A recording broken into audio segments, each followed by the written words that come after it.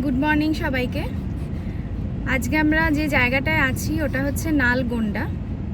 এটা হায়দ্রাবাদ থেকে 106 kilometre distance এটার। কালকে আমরা হায়দ্রাবাদেই থাকবো সেটাই ভেবেছিলাম, কেন কি ওখানে হোটেলও আমরা বুক করে রেখেছিলাম। কিন্তু হায়দ্রাবাদে গিয়ে একটা অদ্ভুত একটা এক্সপিরিয়েন্স হলো।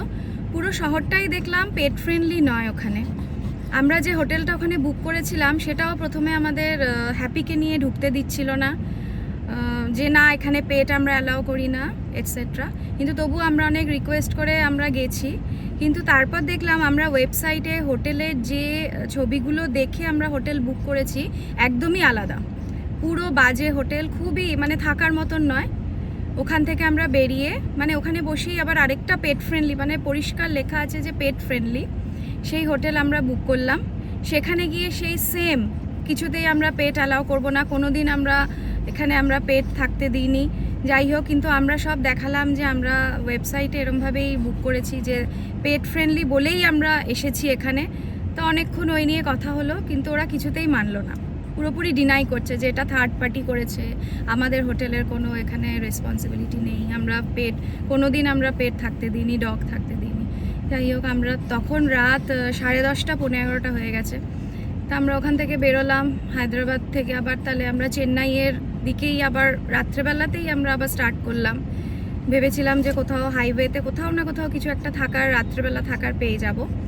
তা এইটাই 106 কিলোমিটার দূরে নালগোন্ডা, এখানে আমরা একটা মোটামুটি থাকার মতন পেয়ে গেলাম। কিন্তু প্রথমে এরাও বলছিল যে আমরা পেট অ্যালাউ করবো না, কিন্তু তারপরে বললো ঠিক আছে আপনারা চলে আসুন। তখন রাত 3টে বাজে।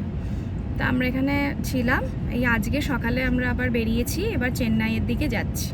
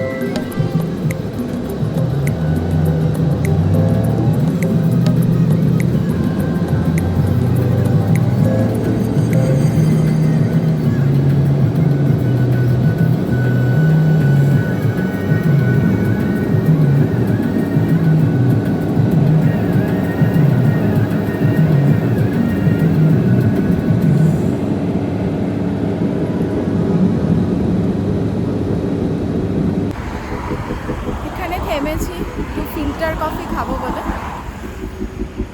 জায়গাটা বেশ সুন্দর লাগছে, দেখাই আপনাদের।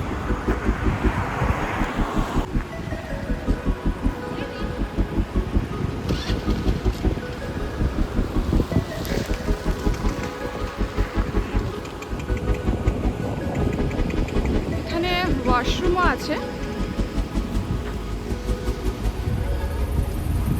জায়গাটা হচ্ছে কাওয়ালি।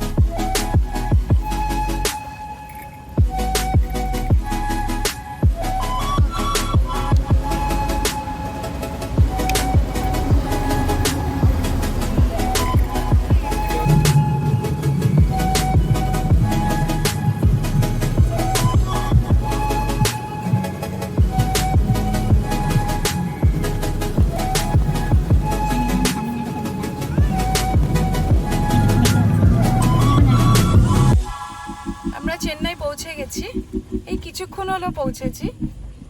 এইটা আমার প্রথম ভ্লগ ছিল।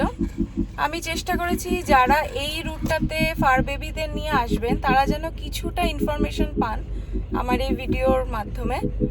যদি ভালো লেগে থাকে লাইক, কমেন্ট আর অবশ্যই চ্যানেলটাকে সাবস্ক্রাইব করবেন। আমি আরও ভিডিও আনার চেষ্টা করব। ততক্ষণ টাটা।